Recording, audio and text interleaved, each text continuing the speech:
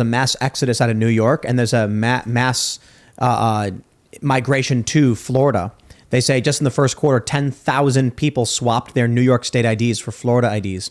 New York's in a state of decay. Hasn't happened since COVID. There's hundreds of thousands. I've heard all of these Democrat cities are just ripping themselves apart. They vote blue and then they don't like the policies and they leave. But it's remarkable that there is no way in my mind the mayor, people like de Blasio and now Adams, that the mayors or who's the current mayor of LA, but you had, I think it was Garcetti during lockdown. There's no way they did not know what they were doing. Like, I just don't. Gavin Newsom, for instance, he goes to Florida. You guys see this video? Yep. He goes to Florida and he says, authoritarian regime, DeSantis banning books. He knows he's lying. Like, there's no way he actually believes the things he says, which means the only conclusion is they're all evil.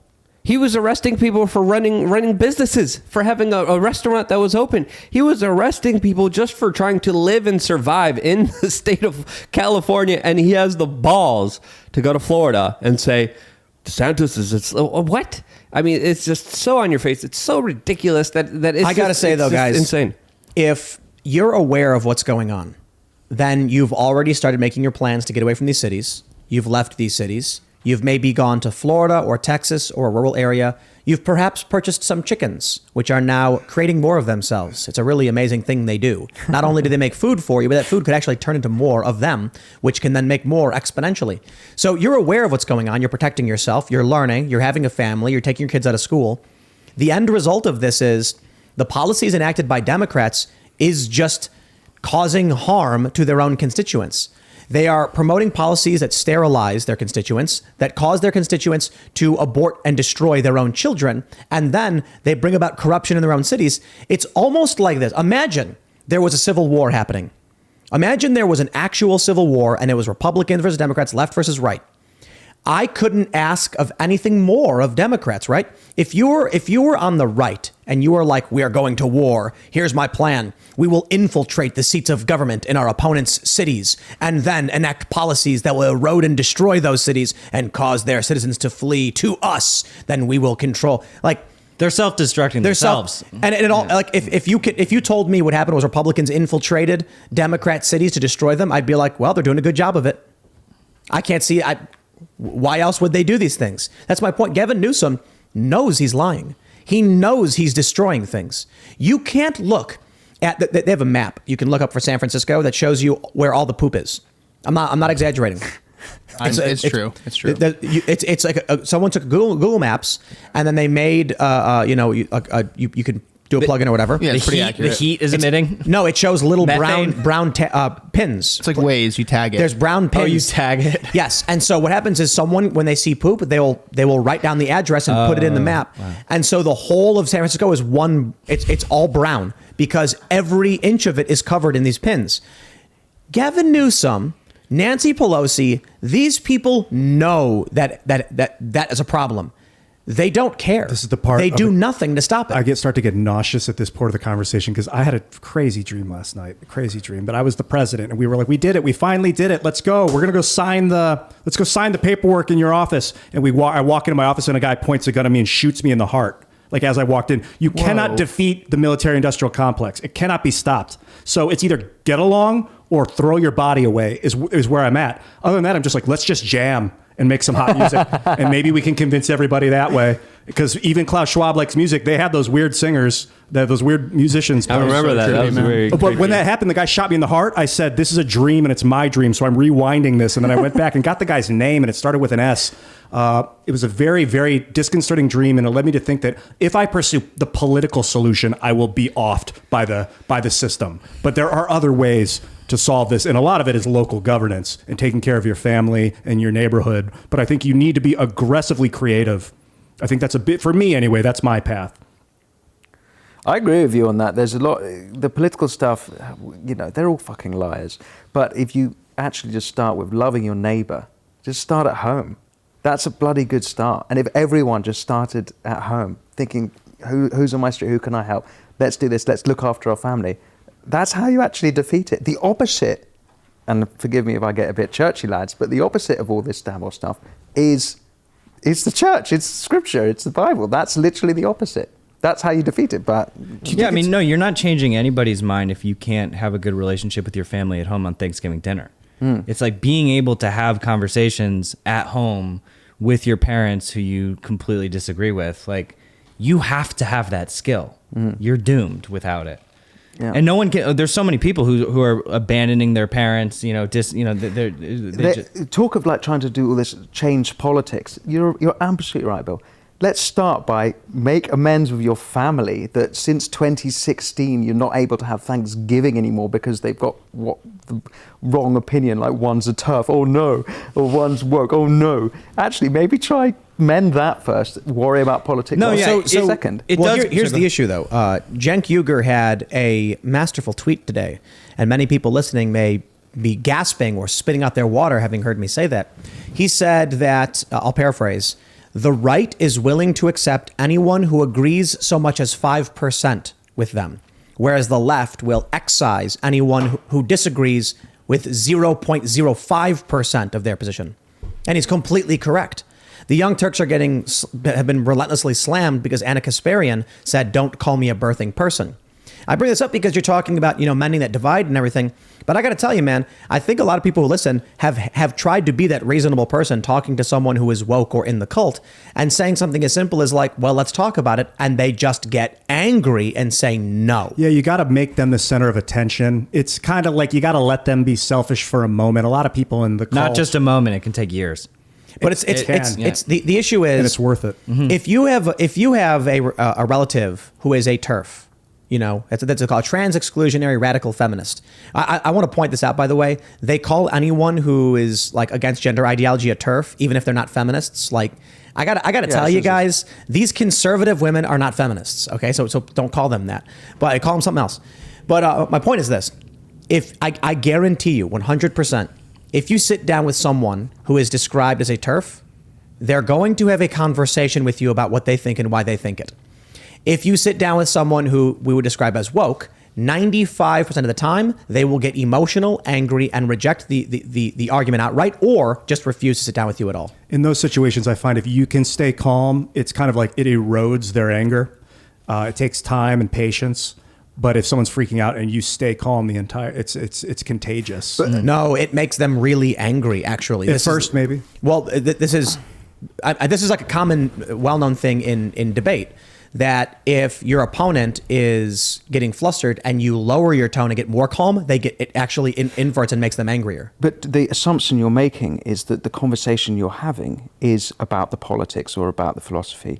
What about actually trying to remember all those other things that we have in common, and maybe just let's not talk about politics for a couple of years. Let's just remember there are more important things than politics. Important as politics are, important as these issues are, on a family level. Okay, let's talk about football. Let's talk about some of those deeper things. Well, let me give you a scenario then and ask you your thoughts on this. Yeah. I brought this up a couple weeks ago when I was hanging out in a poker room, and the guy to my left, we're playing a table. It's a nine player game. Funny guy. We are laughing, having a good time. Whenever you play at these tables, your side of the tables all whispering to each other, the other side's whispering. And we got this guy who is bluffing like crazy. So the dude to my left starts making some jokes. I'm laughing with him. He's nudging me and saying, look what he's doing. And we're ha ha ha ha ha. Then politics comes up because of the economy. Naturally, when you're playing a game that involves money. And it got to the point where he said that he thought the January 6th defendants should all be executed for treason. And I'm like, okay. Here's a guy who is laughing with me. We're having a good time. Man, we're almost friends. And then he says something as terrifying as that. How am I supposed to, like, I'll be honest. This guy was telling me a story about a dude who was criminally charged because Antifa surrounded his car. He fled and then got charged with attempted murder because he hit people as he was fleeing. And so I was like, you should put me in touch with this guy. Like, let's talk. And he goes, yeah, it's BS what they did to this guy. And I'm like, oh, okay, so me and this guy got something to agree on, and maybe we can solve these issues. And I would say the majority of our interaction was not political at all. The moment he said he believed that they should execute these guys, I'm like, I don't think. So like, in that scenario, you're not going to actually achieve anything by talking about which is why I try to persuade them. So what you can just do is ask them loads of questions. Try and work out why it is that he's come to that conclusion.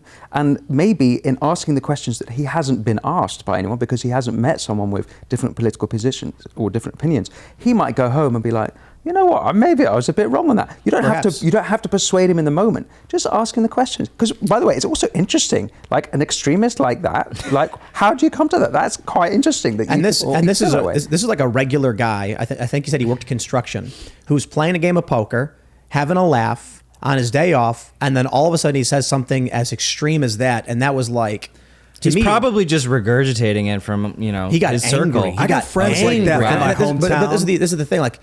He got so angry about it is why I was just like, okay, like I'm gonna leave this guy be because I asked him when he said that, I was like, really executed? Wow. He said it in a different way. I'll mind you. He said it in a very, very gruesome and graphic way, to put it simply.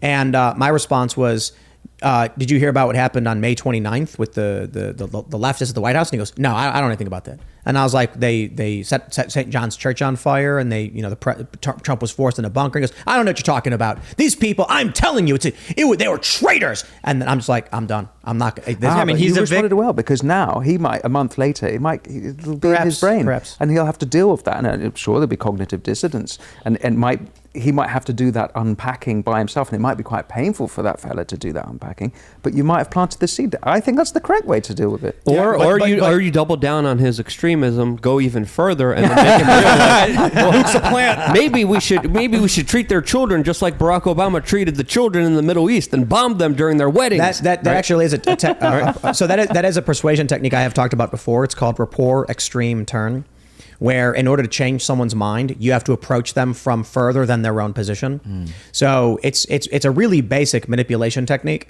The general idea is, the first thing, if someone presents to you an idea that you disagree with, the first thing is rapport. You completely agree with it. Now, in their minds, this lowers their defenses and they feel like you're part of their same tribe. The second is the extreme. Like Luke said, you double down and go further than they would find reasonable, forcing them in the other direction. Yeah, it shows them where they may end up if they stay on the path of extremism. You're like, okay, I see what you mean. Or just how ridiculous it is, or just question their original stance. It's actually much simpler than that. You make yourself their ideological opponent in the other direction, which forces them in your direction. I have friends that say kind of stuff like that guy you were talking about, Tim, just weird, extreme things about racism, and like friends from over the years. And I realize like I can handle it in a conversation and you can easily ask questions and get past it and find out the psychology. But when people post those things on social media in text, they get ripped out of context and haunt the person for their entire life. It's not the medium. The texts, social media, absolutely not the medium. If you can avoid doing it, I think it has to be the best face-to-face, but even a phone call is better. There's so much in tone. You lose friends by text if you have those conversations. I've actually written off talking about politics in text. That's a wise principle to have, I think. It's helped. Well, it's similar to how, like, if you're walking down the street in New York City and you see people handing out propaganda or, just crazy people mouthing off, like, people will just walk by crazy people in New York City. They wouldn't ask them to get banned from the street corner necessarily. But if you see a social media post, you go completely insane. Well, so I'll tell you another story. I was in, I think Luke was actually there. I think you were, I'm not sure. We were in New York during a Stop Fascism protest. You were probably there because you're at every you're at everything I'm at, and I'm at everything you're at. It was called like Refuse Fascism or something like this. It's an organization associated with Revcom, Revolutionary Communists. And so I see this woman. I'm just out there filming, and I'm like just seeing what's up. I think this might have been like 2017 or 2018. I see this woman holding a sign that says "Stop Fascism" or whatever. And I'm filming, so I say, ma'am, is it all right if I'm doing a live stream? Is it okay if I ask you some questions? And she's like, yes, of course. And I was like, do you want to just explain, why you came out today and what your sign means? And then she's like, yes, I think, blah, blah, blah. And she explains all this stuff. And then I said, I forgot how I said it, but I was very much just like, some of the activists here that have organized this are with an organization called Revcom. I'm curious if you are here just for Stop Fascism or Refuse Fascism, or if you actually came out with the Revolutionary Communist Party. And she snapped, started screaming at me, calling me Fox News. But what I said was a legitimate question that was true. Revcom was there. They were the ones that gave her the sign. She was waving their sign. And when I simply asked her, I was like, did you come out here in support of them, or is it just about fascism? She snapped and started screaming and totally shut down. No more logical discussion. I couldn't even get a regular question in at that point. So there are people who are like, I don't know what it is, you know? And I was just like, I'm sorry for asking. It is best to start with your family, people that you have something in contact with, and then it's kind of like training a muscle. I think you mentioned that earlier, Bill. It's like a skill you need to have to succeed in life, is to be able to ask questions, to probe things you disagree with, and genuinely listen to that, empathize with people. Well, because the moment you have to disattach from an outcome of changing their mind. Exactly. Because if you want to do that, then people can sense it. And even if they want to agree with you, they won't agree with you if they feel like you're trying to pressure them into thinking what they think. In fact, they might double down if they feel pressured. Well, That's what happened to Kanye. He wanted to double down because he's fed up with everyone telling him you can't think that. So this is the issue with One of the many things that happened to Kanye. the basic manipulation, right? I've talked about this a lot over the years because I used to hang out at hacker spaces. Social engineering is like a principal subset of the hacker community, I don't know, whatever you'd call it. Whenever you hear about a big story about someone getting hacked, it's usually social engineering, the manipulation of a human being into giving up access or information or something like that. And in that, you learn a lot about this stuff. Here's the challenge I find. Knowing how to manipulate someone's position, I find to be the dark side. Actively going to someone and then pulling off that trick, rapport extreme turn, to me is evil. You are tricking someone into doing something that you want them to do. I believe the good thing to do is provide them with an opportunity and information and be a reasonable, understanding human being and let them be a free individual who decides for themselves. The problem? The other side uses those techniques on regular people, and that's why it's so difficult. Hence why you see things like with Kyle Rittenhouse, for instance, the media lies. The Covington kids, the media lies. Jussie Smollett, they lie. We here, I always look at it like this. We've decided to play a game of Monopoly, the left and the right. And we are watching the left pull bills out of the bank, and they just keep saying, what are you going to do about it? And we're like, guess I'll just keep playing. Can't understand why I keep losing, though. That's the challenge. There's different modes for it, right? Because there's the dinner table where you should go into the conversation thinking I might actually learn something. They might be right about something that I'm wrong about, which, by the way, for the dinner table is an important precedents come in. And then there's the political level, and I don't think it's right to conflate the two. It's you should have a different mindset going into both. Agreed. Yeah. So you think that game theory, playing it out, good faith and bad faith will eventually stomp over the good faith? I mean, I don't know if it's absolute, but I'll put it this way. If you're going to go, if you and Ian were going to race, a foot race, 100-meter sprint or something, and Ian's wearing rollerblades, are you going to be like, I might be able to win this one? I mean, honestly, I don't know. You might be able to. Yeah, and you haven't seen me rollerblade. And let's say he's been got about 30 years, and he's got 100-millimeter wheels, so they're real big, real fast. I played hockey. I would kill you in rollerblades. Okay, how about he's on a bike? You're like, let's him. race, and he's riding a bike. You're like, okay, like how am I supposed to win this if you're riding a bike and I'm running and I'm trying to be honest and you're cheating? I think if people know that they're being cheated or that they're using some dark energy to convince them, then they will revolt and embrace the light side. But if they don't know, that's when the dark will overcome the light. Then maybe the simple thing is not to argue with people about their political perspective, but to show them an instance where the media lied. And that's just about it. Meaning, so you can ask them, be like, oh yeah, tell me about that. I genuinely want to hear more. And then when they say something that is, to be factually false, you can say something like, I heard about that one. Pull it up on your phone and be like, I think that one wasn't true, and show them. And be proactive. Don't wait, because I had a conversation with my mom about Robert F. Kennedy Jr., who she loves and has always loved. And I was like, really early on, I said, get ready, watch what the media is going to do, because I saw 2 articles where they said anti-vax, right? And she's like, yeah. But if I'd waited 6 months to have that conversation, she'd already be indoctrinated by that media. So I was able to kind of cut it off at the turn. Kind of preempt it. Yeah, like get ready that you might see some subterfuge coming. Were you about to Maybe it's as simple as just like when you're at the dinner table, you can be like, I don't want to argue. You're probably right about a whole bunch of stuff. Can I just show you this one thing? And then show them like where the media lied in a modern instance about something significant, and then be like, I'm not here to tell you what to think, what to believe. I just want you to see this. The crazy thing is the left accuses the media of lying all the time, but for some reason they march in lockstep with these narratives because this is the challenge. I think that's why I call it a cult. You know, how do you break someone from a cult? Here's the real challenge I think we have.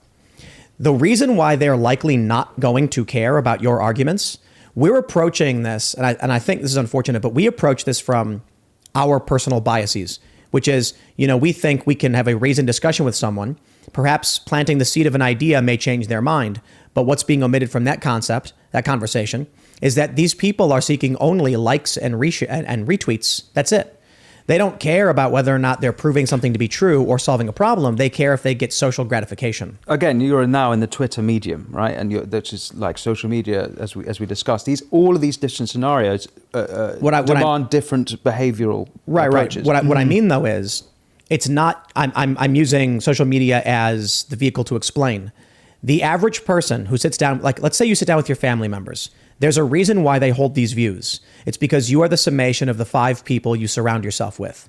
They're not going to want to agree with you. They will reject what you say because in 3 hours, they will once again be surrounded by cult members who will reinforce all of their thinking and they will reject what you said. The challenge is, how do you get someone out of a cult? Add a top layer to that. Their phones keep them connected to the cult 24/7. What do you do? I think that the likes and shares is kind of an empty purpose. It's definitely there's something to getting rich, but being listened to is, I think, more fulfilling than getting 100 likes. So that's why verbalizing and listening is so important with family and friends. I do think I think there are a lot of regular people who believe false things and they're not woke, right? This is a thing too.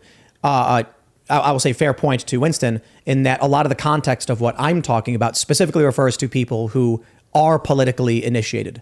But there are a lot of people who I would refer to as uninitiated who believe it's what Andrew Breitbart called default liberal, who will be willing to listen to things even if they're a little hostile at first because it sounds foreign to them, but eventually will be like, you know, you were right about that.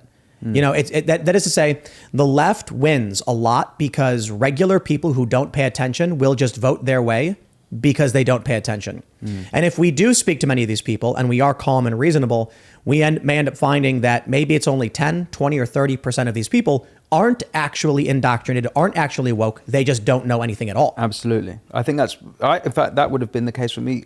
I can think of examples in my history where I just had default normie positions without having really thought about them. And then when someone challenged me and I actually thought about it, that's when I changed my mind. I think you're absolutely right. People go along with it. Yeah. I wonder if we had that moment with, for those who saw the members segment when I was ranting about Ukraine with Dr. Peter Boghossian. I'll just say, man, the war stuff triggers me. That's if like the one thing that takes me from calm to like cranked up to 11 is people trying to justify foreign intervention and war and all that stuff. They'll use it against you. Or just blowing people up and murdering innocent human beings. That is the epitome of absolute just immoral wrong on this earth. There's nothing that gets me angrier than people who support, say like, what you want to trigger me? Come up to me and ignorantly try to justify the war in Ukraine without knowing anything about it. And I'm just going to be like, you're out of your mind. Do you ever use other tactics to manipulate them? I know it sounds cold, but like, I'll just have a straightforward argument. And if they don't, like, you know, when I used to do the nonprofit fundraising, it was all pure manipulation. They train you to manipulate. They tell you to manipulate. And then eventually it's just like, this is not good. Like going out and convincing people to be part of a cause by tricking them is not a good thing. And I don't want to be part of that.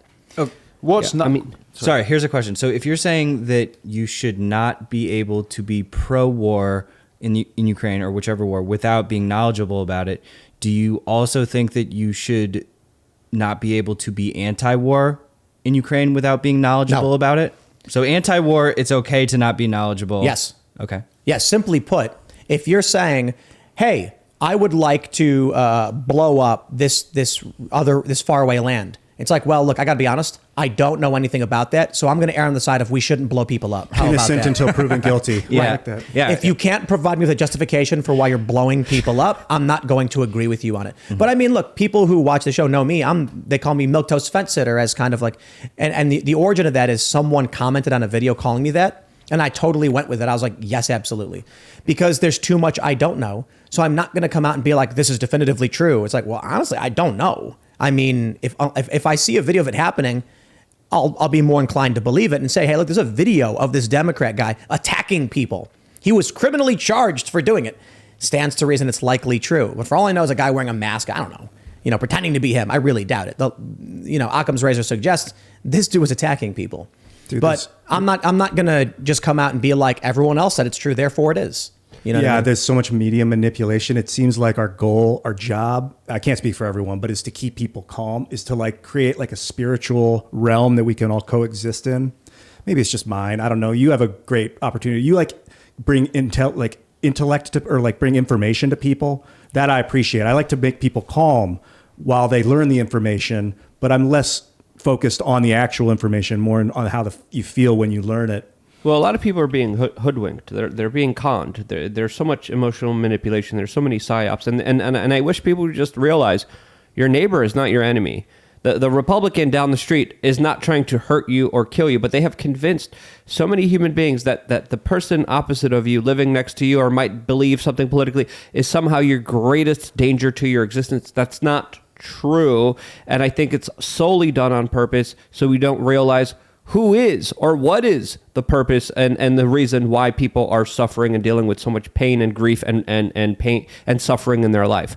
And when you truly do kind of look at it, I think one of the biggest solutions is just being the best version of yourself, being personally responsible, being happy, and being healthy. And I think doing those things is a modern day act of resistance against our modern system and modern society, which thrives off of negativity and hatred and bigotry and just ignorance.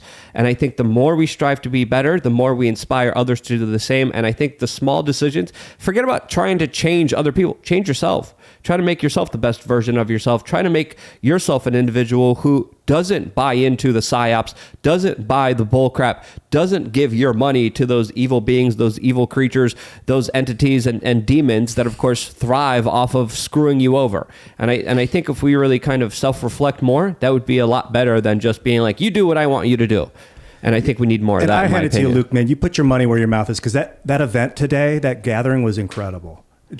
There's a power of meeting with other like-minded individuals, just like the event that you guys are putting on tomorrow, and Bill, you're putting on Saturday. There's a power with individuals coming together. There's an energy there. There's a frequency there, and we could get all hippy-dippy about this is it, why. but there's a congruence. There is a combining of those energies that is very powerful. This is why we are launching a coffee shop. It's going to be in West Virginia. The plans have already been drawn up. The contractor's been contracted, and we're preparing plumbing and all that stuff. The idea that we had was, you want to solve these problems, a lot of ways you can do it. You can have a family, you can have kids, you can get away from cities, homeschool your kids, all that good stuff. That's a powerful thing you can do right now. And don't forget, don't buy Bud Light or Anheuser-Busch products. Now, another thing we're doing, I hope, my vision, in 5 years, 50 coffee shops around the United States in semi-urban, maybe suburban areas, cast brew coffee. When you walk in the front door and you walk up to the counter to buy coffee, there's a little seating area, and there's a TV with Steven Crowder playing on it. There's a TV with Viva and Barnes, with Six X and Hammer, with Timcast IRL, with We Are Change. And people will walk in and they'll be sitting down and they'll be sipping their coffee and they'll be looking up and they'll just passively be watching these shows. We do that. We launch 1,000 of these coffee shops. We start franchising them. And then we put our perspectives in shopping centers. The other component is to start. Once we get this one up and running, the first thing I'm going to do is investigate franchising, because that's probably the fastest and easiest way to make these things exist everywhere. I don't need to be the CEO of a massive multinational corporation of coffee shops. I want coffee shops to exist where like-minded individuals can come, get together, and have a cup of coffee, and we can guarantee the expansion of ideas like ours or Crowder's or Luke's, etc. And all of the Minds creators who are coming to the event, etc. People like that. No, it's amazing that you're starting a coffee shop, because coffee shops, there's actually research around this, led to the Age of Enlightenment. Boom. I mean, not even joking. Like there's it's true. empirical I research that that people come together in coffee houses, and this is like the breeding grounds of creativity. And what we'll do is we'll buy the building next door, and then we'll make Rudkowski's burrito shop. And then you can enema. No, Burrito shop and enema. The coffee for your butt and the coffee for your mouth. That'll be down the street. But, sorry, this actually actually the but research real quick. Okay. The second and third floor of the building are our social club. So the second floor is going to be a basic social hangout, and the third floor is going to be our members only social club. We're probably going to film Poker with the Boys in this building on the third floor, where our top tier members are able to actually hang out. The show is mostly just a table talk podcast, meaning you get a handful of people to hang out and all talk about these issues, and poker's a backdrop to make it something more fun. But then we are going to have people come from all over to hang out, to meet each other, to share ideas. And the goal is to build community, strengthen bonds between people, learn who our neighbors are, share our moral values, and win a culture war. Pierogies, not tacos. Zooming out a little bit, and this is a conversation that I've been having in Britain with friends and like-minded people. If the institutions, the corporations are all captured as we believe they are by various ideologies, the response is that we need to build our own industries, our own infrastructure, our own, as you describe, businesses like this that are widespread. That is actually a great way of defeating the ideological capture of so many industries. Yep. I'm really excited for the idea. Look, if we launch franchises, which I expect we will, imagine this. Not only will we carry, our coffee brand, but there's a whole bunch. We'll have Jeremy's chocolate. So for our chocolate bars on the counter, for our impulse buys, we'll get Jeremy Boring's, chocolate brand. If we get a liquor license for upstairs, we'll have the Conservative Dad's, Ultra Right or whatever. I have a cigar business. Boom. Winston Cigars. Yeah, we're called 1573, which is the year that tobacco first came to Britain. Might we stock you? Yes. Yeah, fantastic. Great. We'll have, because especially if we're doing a social club, I don't know if we can actually allow people to smoke in the building. You can get licenses. We'll talk later. We'll I'll figure sell it some out. cigars. I like cigars. Because My man. So when we were talking about doing Poker with the Boys, obviously everyone asked, can we smoke cigars? And I'm like, I think the challenge is like, can you smoke indoors and stuff? But having a bunch of people sitting around playing a game of poker and smack talking, and and I'll stress this too, the idea for the show isn't actually about poker. It's to have a table with 8 or 9 people who are all talking about various issues with poker as kind of the through line for everybody. So you'll see some table action and some ribbing on each other. You have to be able to multitask. But it's good. But you'll get the periodic, like I was mentioning, that guy who was talking about January 6th to me at the poker table. That stuff happens. And these are really interesting conversations when you get random people who don't know each other start talking about this stuff. That'll be fascinating. But then, they'll light a cigar up. You need to burn sticks. The problem you might have, though, is that it's so ideologically in one way that you need to attract the people who think differently. How are we going to do that? It's a game of poker. But if you've got Crowder on the telly... Oh, you mean the coffee shops? Yeah. This is the point. It's the Trojan horse.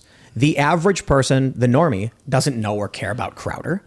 And so they go to their local shopping center where they're picking up dog food, and they're like, yeah, I'm going to grab a nice coffee before I go home. And they go, there's a coffee shop right there. And they walk in, and they're like, I'll do a large iced coffee with, half and half. And they're waiting, and they look over, and there's the TV, and they're just watching.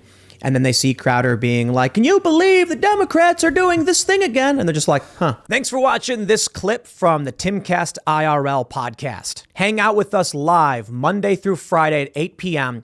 and become a member over at timcast.com for uncensored, members-only shows exclusive. Thanks for hanging out, and we'll see you all next time.